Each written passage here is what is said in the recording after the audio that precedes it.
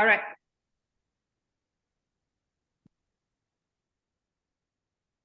To have our meeting tonight.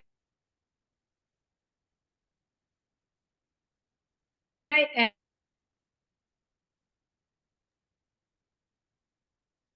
some connection issue, it looks like. I'll take over. And I'm just going to read the club mission achievement of their Toastmaster goals and those of personal growth leaders Toastmaster mission. And I would like to pass to the president. Am I lagging? Yeah. Welcome everyone to Personal Growth Advanced Leadership Toastmasters Club Meeting number 137. And today our theme, which Somesh will tell us a little bit about, is who are you? And our word for today is personality. I know you all have great personalities. So let's find out today what's happening at Personal Growth Advanced Leaders Toastmaster Club. Our chair for the day is Distinguished Toastmaster Somesh, who is the founder of this club. And he has a lot of experience and a lot of knowledge to bring to us today. So please welcome Somesh. Thank you very much, Madam President. Welcome all members. I don't think we have any guests today. It's interesting that this question about who are you has come up in this meeting as a topic. And Bob Proctor actually has mentioned in many of his lectures and all the seminars that he has given. He gives a very interesting example of this question, who am I? It's quite an interesting question, because generally when someone asks, who are you? We'll say that I am Somesh Kumar, for example, right? So someone asks you, who are you? I'll say I'm Somesh Kumar. But Somesh Kumar is my name. That's not me. It's my name, right? And then we can keep on telling about myself. But at the end of the day, the question is, the question keeps coming back, who am I? You know, like, for example, the body, right? So I'll say, this is my body. This is my body, but who am I? This is my family. Again, who? So even if you talk about mind, so mind is, they say there are 50,000 to 70,000 thoughts a day that we get on an average. But I'm not the thoughts, you know, I'm not the mind. So it's quite and one of the interesting thing here is it's a very deep question, actually. You know, generally when we ask someone, we just say that my name, I am this, you know, my interests are this, my hobbies are this, I go to work, I do this occupation, I have done this study, but it's all related to something external. So then the question keeps coming back, who am I? And at the end of the day, even science is coming to that conclusion now. At the end of the day, we are all energy, right? Everyone is energy, and energy can neither be created nor be destroyed. It's quite an amazing concept, right? So we are all energies, and in that way, we are all linked with each other as energies. And whatever we express ourselves in terms of our words, in terms of our thoughts, everything is based on what energy we are projecting outside. If internally I have negative feelings, negative thoughts, then unfortunately my words will be negative, my actions will be negative, and unfortunately I'll be in a spiral of negative energy. If on the other hand, I actually realize that I have unfortunately going through this negative thoughts and feelings, I have the power in me to actually start looking at positive things. be grateful for whatever I have. It could be as simple as I'm breathing now. I have water to drink. Very simple things, but those are extremely important to be grateful for. The more we are grateful for whatever we have, the more positive thoughts we'll have, more positive emotions we'll have, the more positive actions we will do, and the more positive energy we will give to everyone, whoever we come across with. So with that, I would like to thank you all for being part of this meeting. And we generally do the pie, which is the prepared speeches, then the impromptu speaking, and then the evaluation section, which we do in the end. So we got two nice speeches today by two of our members, Salim and Tristan. And the path that Salim is going to do is motivational strategies, and it is a level 4 project, managing a difficult audience. I don't see the, yeah, bounce back. Okay, I see the title there. The title of Salim's speech is Bounce Back, Salim Khawas.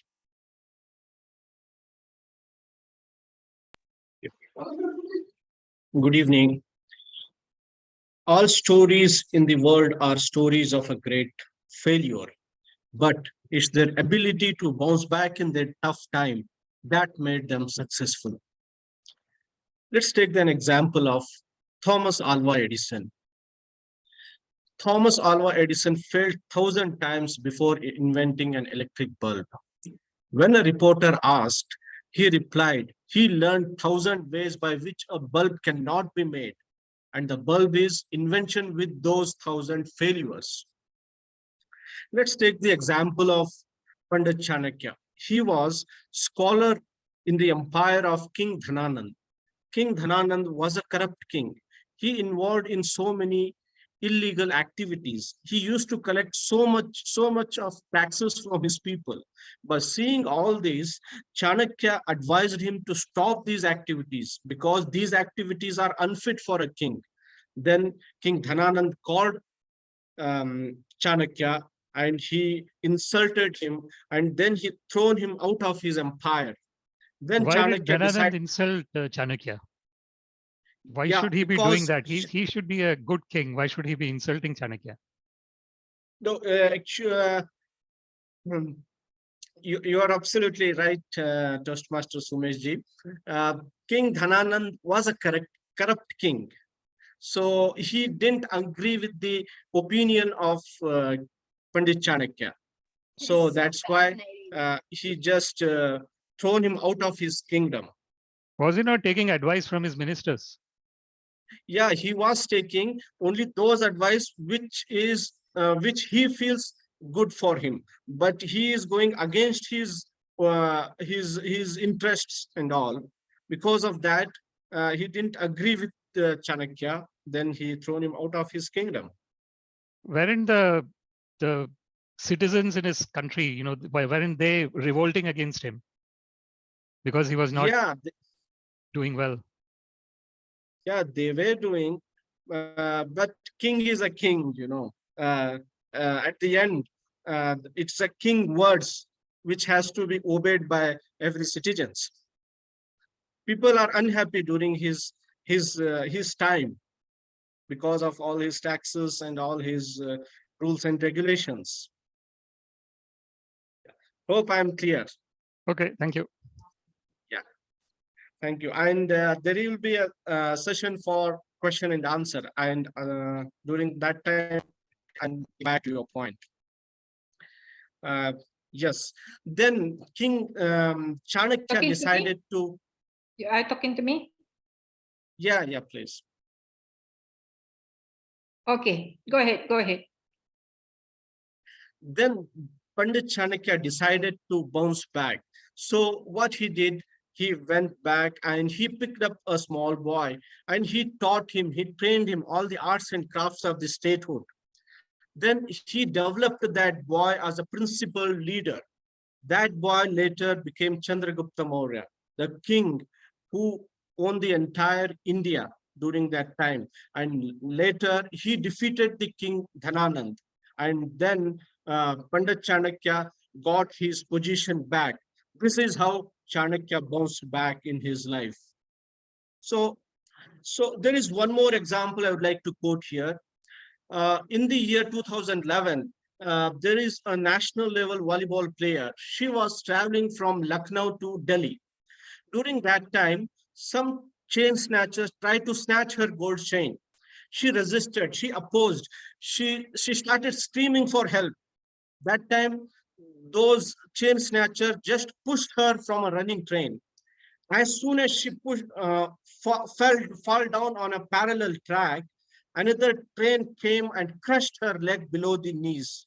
So entire night she was lying in a pool of Put that blood. down. Yeah, put that down. No, put that down. I'm in the middle of meeting. Put that down. Okay.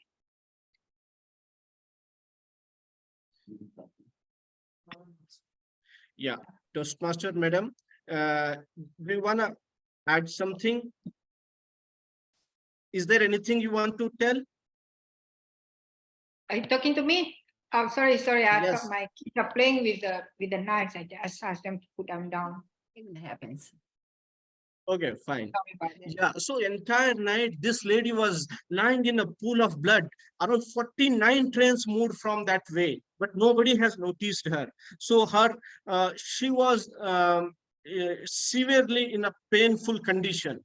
So morning, some farmers saw her and she was brought to the government hospital. But in that village, there is no medical facility, there is no anesthesia facility. So she had multiple fractures on her back. So she has to undergo surgery without anesthesia. That time, this lady decided to bounce back. And during that moment, she said, "Oh God, you saved my life with such a difficulty. I will create a history." So I would like to live a life with dignity and respect so that people should not look at me through in the like a sympathy. Then she said, "Oh God, I'll create a history. I'll become a Everest climber." Then after her treatment, she went and she met a lady called Bachendri Appal. She took the training for mount climbing. And in the year 2013, this lady became world's first woman amputee to climb the Mount Everest. Not only Mount Everest, she climbed 7 other peaks of the world. 2 years later? Yes, That's amazing. yeah, she was severely ill. She took 2 years time to recover. Then in the 2013, she climbed the Mount Everest and another 7 peaks of the world. In the year 2015, She hasn't she was awarded. given any kind of mentoring to anyone, is it? After having so much achievement, she should be mentoring someone, isn't it? I'm sorry that I don't have much idea about it. Okay. But I no worries. saw her. I saw her motivational speeches on YouTube. Okay, thank you. Yeah. So again, this lady in the year 2015, she was awarded with Padma Shri by our Indian government. So so I would like to ask a question. Can anybody tell who is that great lady? I think Toastmaster Sumesh may be knowing. She's from India. Sorry, I did not get your question. Yeah. Can anybody? I didn't tell the name of that lady. Can anybody tell who is that great lady? I don't remember now. Apologies. Okay, so her name is Arunima Sinha from UP. Okay, this is how the Arunima Sinha bounced back in her life. So when we see an eagle, we can see the story, we can find this bounce back and the determination, commitment from the life of an eagle. Eagle has a lifespan of 70 years. But when the eagle reaches the age of 40, it comes to a situation where either it has to die or it has to bounce back. At the age of 40, eagle, its beak gets bent and weak. It's not able to hold the prey, hunt the prey. Then its feathers will become very weak and heavy. It can't fly. Then its nails will become very dull and not so sharp. Is it I true At that thought eagle that has time, 40 years? Is it? yes, 40 years? Are you sure? Is it? yes, the total Okay. lifespan of an eagle is 70 years, but generally at the age of 40, this kind of situation comes to eagle. That Okay. time, what eagle does, eagle just, it goes to a uh, height place, top place, then it start breaking its beak. It's very painful process. It undergoes by that painful process and it breaks its beak. And then after some time, the new beak will come out. And with that beak, it will start plucking its old feathers. And it will pluck all its old feathers.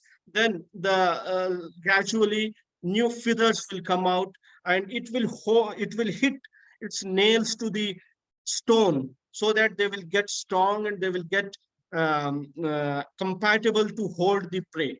So like that, the eagle will prepare for itself. It will take around 6 months.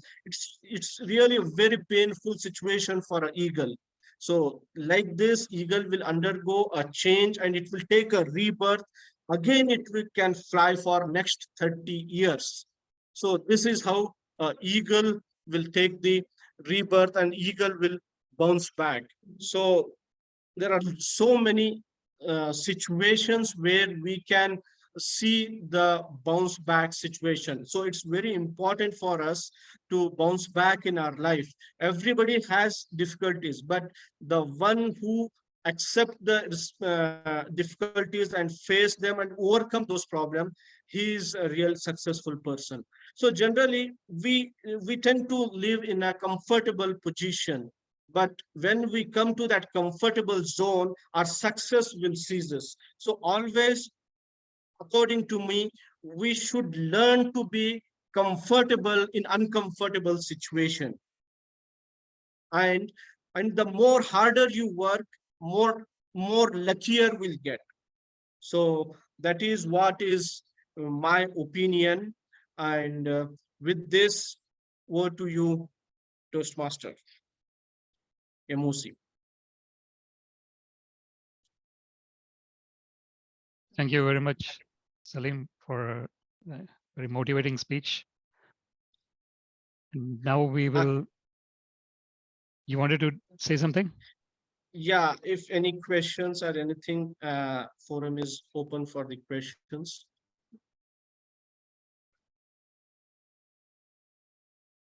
I have a question. Yeah, Kaushal-ji. You had mentioned that that lady who had climbed Mount Everest had won the Padma Shri Award. Could you explain what that award is? Yeah, Padma Shri Award is one of the what do you call one of the, it is given for people who have achieved like it's a given for a people who have very much successful in life, or they have achieved something in life. For them, this Padma Shri Award will be given. Yeah, it's the highest recognition, we can say. And It's a kind of recognition. and the word Padma Shri, could you tell us what that means? Padma Shri, the meaning of Padma Shri. Yeah. Yeah, I really don't. I can Yes. come in there. Yeah, Padma means lotus, and Shri generally means beauty. Yeah. So Okay. yeah, that's those are Sanskrit words. Okay. Yeah. So there is Padma Shri, Padma Bhushan, Padma Vibhushan, and Bharat Ratna. These are all government awards that Indian government gives for people who are great achievers in their respective fields. So this Bharat Ratna is like the jewel of India. That's what. So that is the highest civilian award. And then there are other awards like Padma Shri, Padma Bhushan, and Padma Vibhushan, the other three. So yeah, it's the way the government honors all the people who are great in their respective fields. Oh, wonderful. Thank you. Thank you.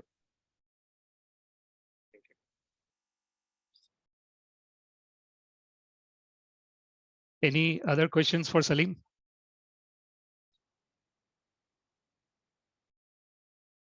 Okay, thank you very much. Huge round of applause, to Salim. Thank you very much for giving a motivational speech and dealing with all the interruptions that you have got. Okay, I'll let our evaluator to do that evaluation later. Next, we have the second speech of this meeting, which would be done by Tristan, and John Khalid has kindly agreed to be the evaluator because our other evaluator could not join today. So the speech by Tristan is from Presentation Mastery, the Level 1 project, Writing a Speech with Purpose. And the title is Phonetics, the Study of Speech Sounds. Tristan Sakon. Please round of applause for Tristan. Over to you, Tristan. Communication has the ability to connect us in all sorts of ways. A part of my personality involves helping people, and I particularly value this through the career path I've chosen. I am in school to become a speech and language pathologist. I'm working on completing my Master's of Science in Communication Sciences and Disorders. I'd like to introduce you to the world of phonetics. So today we'll be focusing on sounds. I'm going to share my screen in an effort to support today's speech. And for those of you who may not have screen capabilities, that is okay. You will still be able to understand my speech clearly. Let's go over a couple of terms. We have phonetics and phonology. Perhaps you may have heard of both. Phonetics is the study of the production and perception of speech sounds. Perhaps in a language, you may not have necessarily focused on the types of sounds you produce with a given word, but we'll get there in just a moment. Phonology is a systematic organization of speech sounds in the production of a language. Specifically for the American English language, we have meaningful units, which you can think of as letters. If we take just one letter, such as A, the beginning of the American alphabet, that is a single meaningful unit. The meaningful units are then paired as syllables, and we will break up different words. But even if we just think about the word syllable, we can hear syllable. There are 3 syllables in the word syllable. Syllables lead to our understanding of words, which means we can put together even larger, more complex units, leading to sentences. Since we're focused on the study of sound, we actually have an international alphabet that can help us understand the sounds across any language, and that's the International Phonetic Alphabet. You may have seen this abbreviated as the acronym IPA, and perhaps you may ask, hey, that's great, but why does it really matter? Specifically, as a speech and language pathologist, the reason why it's so important is for a professional to be able to transcribe both atypical language and typical language. It allows us to put the pieces together for any patient who may be struggling with a variety of disorders or complications when it comes to speech.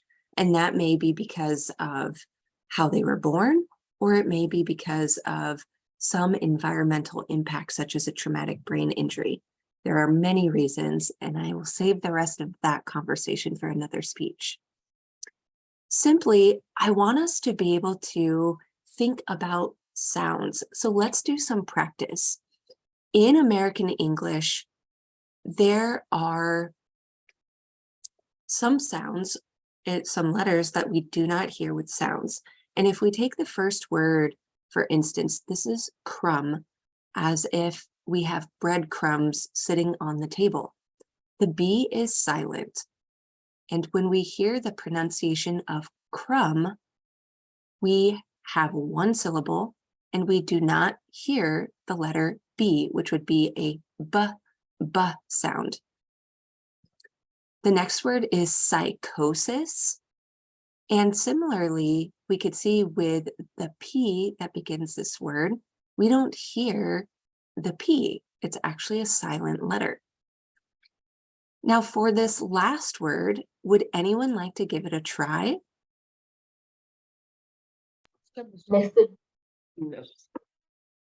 Nestle. Nestle. Great. Sorry, go ahead if anybody else is speaking. It's hard for me to see everyone, so I apologize. Nestle. Thank you. Excellent.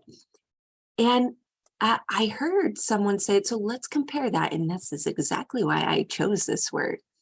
We have the food company called Nestle. And you're not wrong. So that is correct. In terms of American English, it is nestle, as if you're snuggling up or nestling in. So having that distinction is important. And of course, if we're nestling in, that T is silent. So for number 2 here, we have graphemes, and I want to go over the grapheme usage. The term grapheme, what that means is a printed letter. And as we can see here in the first example, we have car, and we have city. So if we compare the two, car, we can hear a k sound. Almost, if you were to think about it in terms of spelling, you may think it's a K, but it's actually a C. And in the second word, we have city. So as you could see, the letters take on different sounds. And same with the second example for our S, we have vision, and we have sit. And I'd like to add here, so with the individual sounds, this is really where the International Phonetic Alphabet comes into play in terms of transcription. And really, you can think about IPA as another language, because as we transcript sounds, there are specific symbols that are associated to each sound. So for the k sound and the zh sound, every sound you can think of in any language can be transcribed with the International Phonetic Alphabet. And for our third area of practice, I want to go over what doesn't share an allograph with the other. And let's go over what that means. So first, we have raid, we have ache, hey, we can really hear that. And we have ah. So you can hear the difference. And you could see in my examples here, the color red exemplifies the one that does not share the allograph.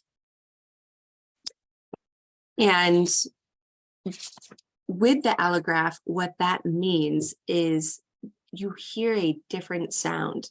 It's in the same placement, although the sound is different. So if we compare hey and ba, with hey, we have a, and back, we have ba, excuse me. Those are a couple of examples. And I want to go over the last one here. We have ice, was, press. And of course, I'm over exaggerating to help with the demonstration of hearing the sounds. And scissors. So scissors is a bit different, and how sounds are influenced by consonants, which are in particularly the example of scissors, the letters that become before and after the vowel, so the I is a vowel and O is a vowel, may impact how the sound is being shared. Stop sharing my screen now. And I'd like to leave you with this thought.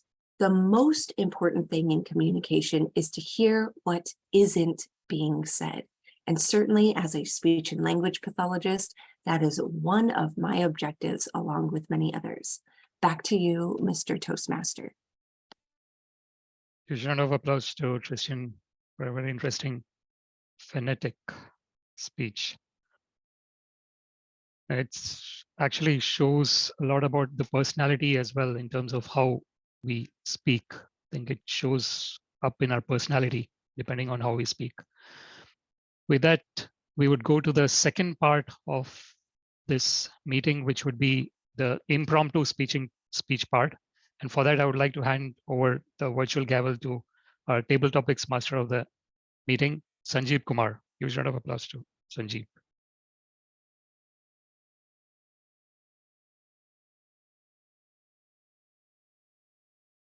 Seems something is wrong with your speakers, I would say. Sanjeev, not hearing your voice. Is it okay now? Yes. Can you hear me? Yes, thank you. Okay, so thank you very much for taking me. So today word is personality, and that's personality is very important aspect which show the image of person, and our two both the speeches which somehow related with this personality, which show the personality. So based on that, I also have prepared some topics, some words which are related to personality, which reflect the personality of a person. So what I exactly want everyone to do today is I'll tell a word which of course related with personality, and you have to tell some personal story, some personal observation, and probably you can say something what could be done to enhance that personality. So anything, you're free to tell any kind of story, anecdotes, anything you would like to tell. So let's start the session, table topic session. The first word today, I anybody want to volunteer first? Can I volunteer? Okay, Anvita, thank you very much for coming forward. And the first word, which is related to uh, personality, is the ambitious. Ambitious.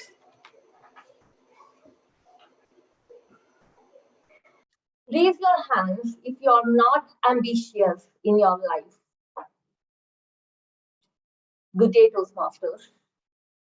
We all wouldn't be sitting here if we were not ambitious enough. All of us are ambitious. We want to be a better speaker and a leader. That is why we are sitting here in a Toastmasters meeting. Life is about being ambitious. Even if you want to eat something for your dinner, you have to be ambitious. You have to think what to cook. You have to go to the shop, purchase items. And how are you going to purchase items? By giving money. How are you going to earn money? By being ambitious, by getting a job. Ambitious is very essential for our survival. When I was in school, I was a very ambitious student. I wanted to be in the top three of the class, and that compelled me to study subjects in which I did not have any interest. Last week, I got a new project by my manager, a very boring project. It required me to travel almost 10 to 15 kilometers every day in the heavy traffic. I hated it, but I agreed to do it anyway because I was ambitious. I knew that if I was able to complete it on time, I would get a big hike. Today I had some other plans. I was about to skip this meeting, but then again, I was ambitious. I wanted to attend this meeting as well as do that other task. That is why I managed my time well.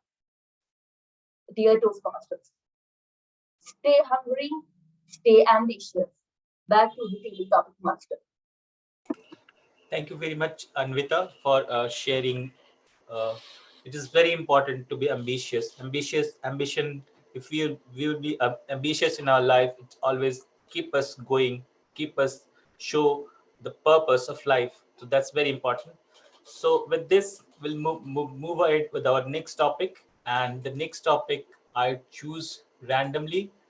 And Kaushal, this topic is for you. And the word is portray. Portray.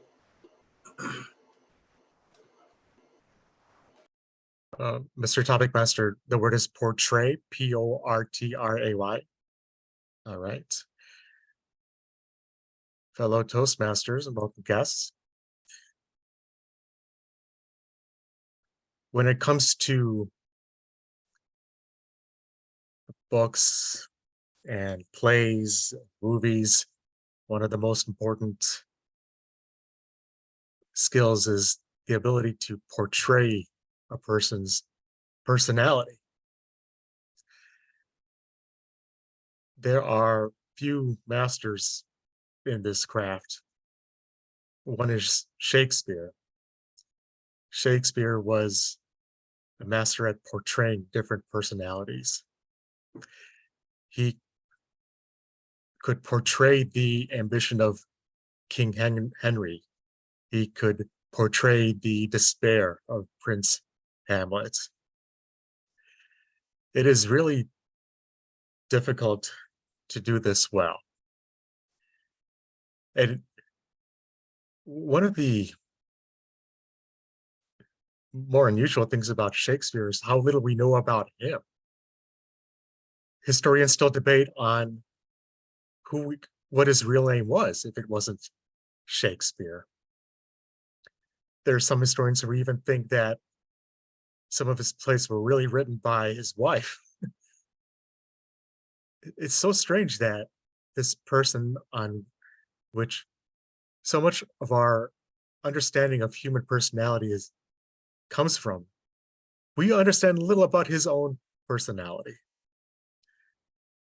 So that really makes me wonder about the masters of portraying personality, the kind of personalities they themselves have. Mr. Topic Master. Thank you very much, Kaushal, for sharing. And I must say that sometimes portraying others' personality also help people to grow, to move ahead in life. And it is very important to learn from others, portray the behavior from others, what the famous people or the successful people have done. So thank you very much for that. So moving ahead, I'll choose one more person, probably John. And John, the topic for you is the humorous, humorous, humorous,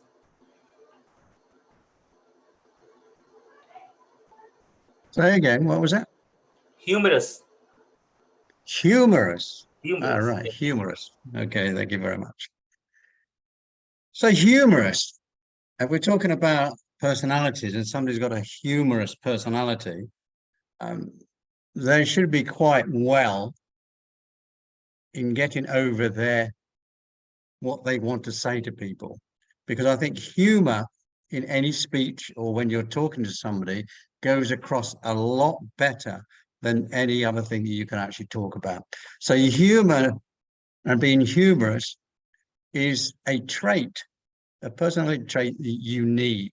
And we know everybody sitting here in this audience, when they come to do a speech, they will try and put some humor in their speech, which gets to the audience, because you've got to pull the audience in. And humor pulls audience in to your actual speech. So humor, you need humor in speeches, you need humor in life to get ahead. And you'll find a lot of people And there's a lot of things keep coming up there on the chat that's bringing my eyes down. So apologies for that. So humor is an essential thing in your life to get people to understand you and communicate with you. So humor and being humorous is a very good idea. And I'm not going to tell a joke because I don't know many jokes. So I'm afraid I won't be telling jokes. Thank you very much. And back to you, Sanjib. Yeah, thank you, John, for talking. And I must say, you are a very humorous person. And today you wrote your age on the birthday, and that's quite humorous. That looks on the chat box. Thank you very much for that. And next, next word is the obsession. Obsession, and I would love to give this word to Teresa. Obsession for you. I am obsessed with Toastmasters. Thank you very much, Mr. Table Topics. Obsessions. I have a few, too many to mention, probably. I love to be obsessed about what I am doing. I have been told I have a one-track mind. And that is something my personality is all about. I can see straight ahead. It's very difficult for me sometimes to open my vision and understand other people's points, but I am trying. I am obsessed with learning to do more. In my teaching career, I always wanted my students to have an obsession about learning. And I believe that if you have the obsession to be a lifelong learner, that in your golden years, which I'm not really approaching yet, but in your golden years, it is definitely a bonus. So be obsessed with learning, or be obsessed with whatever it is that makes you feel good. Back to you, Mr. Table Topics. Thank you, Teresa.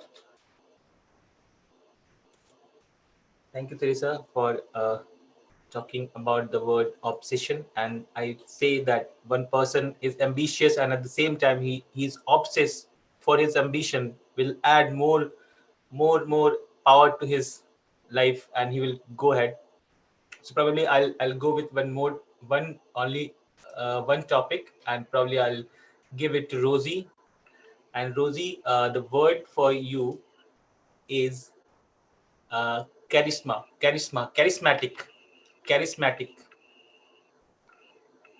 Thank you. Thank you, topic master Sanjit. Charismatic. I like to see charismatic person. Now, all of us like to see charismatic person. And we can see in our leaders that have the charisma as the leaders. And I think Toastmasters help a lot of people to be charismatic as well. And I think the first thing that they have to do is with the speeches. You know, when I watch television and then I see the leaders with a lot of R's and and definitely I know that they are not Toastmasters. And of course, we like to see charismatic leaders like the one in the Prime Minister, for example, the Bahamas recently. You know, I think Kathy went to Bahamas now, she's nodding her head. So the Prime Minister and Deputy Prime Minister was first started speaking, joining Toastmasters, and they are charismatic. And I think there's a lot more charismatic leaders in person started with Toastmasters. And we are lucky here because we are here in Toastmasters. And of course, I hope all, if not all of us will be charismatic leaders and good communicators as well. Thank you. Back to you, Table Topic Master. Thank you very much, Rosie, for sharing. And with this, I'd like to hand over back to Sumesh. And today we have learned many things in this session, and I think this is very important to understand and apply that in your life. So with this, back to you, Toastmaster Sumesh. Thank you very much. Thank you very much, Sanjeev. Huge round of applause to Sanjeev for thinking innovatively in terms of the whole theme of the day. Who are you, personality, and the whole topics, one-word topics that he has given is around that. So thank you very much, Sanjeev, for that. Now we come to the last part of the meeting, which is the evaluation section. And for that, I would like to hand over the virtual gavel to our general evaluator, Kathy Draper. Over to you, Kathy. Huge round of applause. Thank you, Sumesh. We get to go to our E part of it, the evaluations, which is the gift of Toastmasters. So the first off, our first evaluator is going to be Teresa, who will be evaluating Salim. I'm going to pass it over to you, Teresa. Thank you very much, Madam General Evaluator. Fellow Toastmasters, and especially Salim, you handled the interruptions well. I must admit, you maintained a highly professional response, regardless of the difficult audience members that spoke to you or spoke out at you. You addressed them and also even asked them questions. So you did focus on what they were doing. You just didn't say nothing. You gave us 2 stories to help us follow your speech. You had good vocal variety. Your bounce back closing came after the eagle story, and I thought was good to give us that idea. For a more effective opening, you could have started with, I tried 9,099 times. Edison's words, give us his words instead of telling us what he said, would have caught your audience attention instead of saying good evening. Now, the other thing is that for several of us, it's good morning. So you have to really be careful when addressing your audience, but it's best if you just get into your speech and then make each member feel that you're speaking directly to them with that you focus. The next thing, I totally missed your first story, how it connected with the bounce back. And I would have liked to have seen something about bounce back right at the beginning, your thoughts on it. The other thing with the question and answer, having it at the end, it kind of split up your presentation. Better to do the question and answering before the closing. And why is that? Because you get the last words. Your audience isn't remembering answers or questions from the audience members. The audience is getting your message at the end. So to challenge yourself, try creating a stronger opening, making sure that you are focused on the audience. And second of all, using the question and answer before your closing so that you can tie up your points and give us that clear message about what you want us to know. Back to you, Madam GE. Perfect. Thank you so much, Teresa. I'm going to add one more thing to that I don't think Teresa mentioned. I would love you to incorporate a story of you bouncing back, not just other people's stories. Just a thought, because I'd like to hear more about you. You told everybody else's stories. And next up is evaluator number 2, which is going to be for Tristan, which is going to be John Khaled today. Over to you, John. Thank you very much, General Perfect. Evaluator. Christian, well done on this speech. I'm going to say what I like about the speech first, and then I will come in on your delivery and the content of the speech. So on the content, to me, it resonated with me because I'm English for a starter. And I know a lot of people have problems with certain words like crumb, putting that silent letter at the end and silent letters in particular. And in the alphabet, the English alphabet, there's only about 6 words which are not silent. The rest can be silent. So very well done for putting that together and letting us know about certain things in the English language. Now, this area that you're looking at is a speech not too narrow, within 5 or 7 minutes, so that you can articulate as much as possible in that 5 to 7 minutes. Phonetics is a very broad area to look at. And I found it very, very difficult. I actually did a speech, an hour, on snapshot of English. And even that hour, I didn't do it justice. So this scenario you look at, you need to look at is that you need a speech 5 to 7 minutes. Now, in certain areas, if you just done on the area of silent letters, that could be a 5 to 7 minute speech on its own. So look at your content of your speech just to make sure that the content is correct. You had one slide, and I was looking at the slide. I thought, where does this go? All right, you've got this down here, and then it goes to this. And I was thinking, how do they relate to each other? So you have to look at your slide to see how it relates, how it flows through your 5 to 7 minutes. Okay. I would like you on your next speech to have a good opening. Because when you came into the opening, I didn't hear anything. I knew from what I'd been given, study of speech sounds, phonetics. And I was expecting something for you to say straight off the bat to pull us in.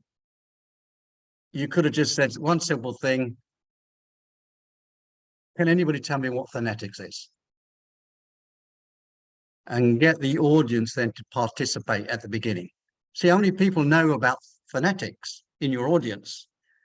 Okay, so then you can balance what you're saying to those ones in the audience. So start off strong. What's phonetics? Then you go in, start going in, put your slide up, and then you tell them what phonetics is. Finish strong. Okay, if you've got a sentence which has got a lot of silent letters in, you can put that on a slide and turn around and say, I want you to think about this. This is a sentence. How many silent letters in it? And you can put it in the chat box when I finish, and finish strong like that. But I thought it was a very good speech. I'm a teacher of English. I've got a lot of certificates in English, so I could see where you were coming from. And I thought you had a lot of content there. But as I said, it's a broad area, so you need to bring that area a little bit in and go on that on an area of one of those areas. But I thought, well done there anyway for that speech. Back to you, General Evaluator. Thank you so much, John, for that excellent and comprehensive evaluation. I'm going to just get us into our timer reports. I love that. I'll tell more in my general evaluator speech presentation. I'm going to take it over to you, Timer, for our timer report. Thank you, Kaushal. Madam General Evaluator, fellow Toastmasters, and welcome guests. For our speakers, Salim was to speak between 10 and 15 minutes. He spoke for 13 minutes, 46 seconds. Tristan was to speak between 5 and 7 minutes. She spoke for 9 minutes, 24 seconds. For the table topics, which were to be between 1 and 2 minutes, Anvita spoke for 2 minutes, 15 seconds. I didn't remember to time my own table topic speech, but I think it was about 1 minute. John spoke for 1 minute, 36 seconds. Teresa for 1 minute, 38 seconds. Rosie for 1 minute, 38 seconds. For the evaluation speeches, which were to be between 2 and 3 minutes, Teresa spoke for 2 minutes, 52 seconds. John for 3 minutes, 56 seconds. Madam General Evaluator. Thank you so much, Kaushal. I appreciate your hard work on timing. As unless something changed, I did not see that we had a grammarian. Well, oh no, I do see that Anvanthi is our grammarian. I apologize. I was a little bit remiss coming in here. So I'm going to hand it over to Anvitha. Thank you, Kathy.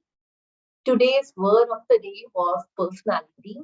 Many people used it today, starting from DTM Teresa, Sanjay, DTM Kaushal, DTM John, and almost all the table topic speakers used this. Coming to good usage, I am not my thoughts. There was a repetition of the word positive to prove a point. King is a king. Be comfortable in uncomfortable situations. Hear what is not being said. Ambitions help us find a purpose in life. There are few masters in this craft. Humor pulls the audience to your speech straight off the bat. These were the good usages. Coming to the improvements. You can keep on telling about myself should be, you can keep on telling about yourself. He was scholar should be, he was a scholar. Are unfit should be, were unfit, as the speaker was speaking in the past tense. Every citizen should be every citizen. Severely in a painful condition should be had severe pain. With such a difficulty should be such difficulty. Having so much achievements can be achieving so much. Everybody has difficulties can be everyone has difficulties. There is a lot of charismatic leaders should be there are many charismatic leaders. I have come to the end of my report. Over to the general evaluator. Thank you so much, Anvitha. Great job. I'm now going to give my general evaluator report. We did get started on time, which is great, especially since we had a long speech project in here. I think we had some great evaluations. You guys did an excellent job on telling people what they did good, and most importantly, gave us great tips for improvement, because that's what it's all about. Yes, we want to let everybody know what they did great, but we all, even the guys that are on that world championship stage, they know when they get off stage, oh my, I could have done this. So there's those nuggets of improvement are so important. Great job. I thank you so much for my timer and grammarian. Great job, Anvitha, getting all those room for improvement there on the feedback. The one thing that I will suggest that in the future, when we have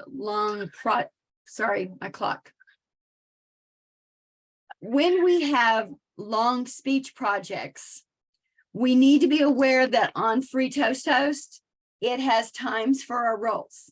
Okay, so if we have long speech projects and we're doing table topics at the same time, we need to be aware that we need to kind of stay on task, because that means we're at the end of the meeting when my horse goes off and we kind of ran over because we should have tightened things up a little bit, and be aware that when there's a long speech, to keep up with us. I don't know whether you guys that are not as familiar with Free Toast are aware that there's time allotments for the roles. So this makes it really short for our Toastmaster to be able to finish up their topic. So trying to keep an eye on the time, especially when we have two speech projects and one of them is a longer, just to make sure that we have our usual meetings of excellence. I'm going to tie that up. Great job, everybody. And I'm going to hand things over to our Toastmaster, Somesh. Thank you very much, Madam General Evaluator, and all the evaluations and all the reports. Thank you so much for that. I'd like to end this meeting with a quote from Charles Horton Cooley. He's an American sociologist, and it's quite an interesting one. He says, "I am not who you think I am. I am not who I think I am. I am who I think you think I am. It's quite an interesting one. What it means is it's all a game of thoughts at the end of the day, thoughts and perceptions. So people can actually create a perceived significance, even though it might not be actually significant, but it depends on the personality at the end of the day. With that, I would like to hand over the meeting to our president to conclude the session. Thank you very much. Thank you very much, Mr. Toastmaster, for a well-run meeting. And thank you for our guests. I see that we have Laurence who is here as a guest. Would you like to say a few comments about our meeting today? We haven't seen you for a little while.